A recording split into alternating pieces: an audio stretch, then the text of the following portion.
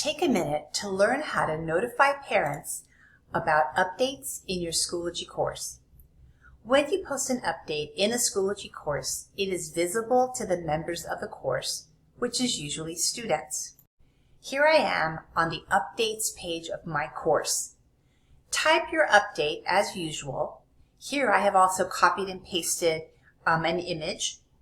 Now with one click, you can make your update visible to the parents of your students.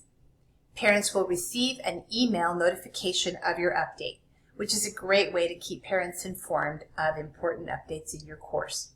Simply click here next to the post button and check the box with the little parent icon here. And you'll see when I hover there it says allow parents to see this update. Parents will now receive an email notification of your update as soon as you post it.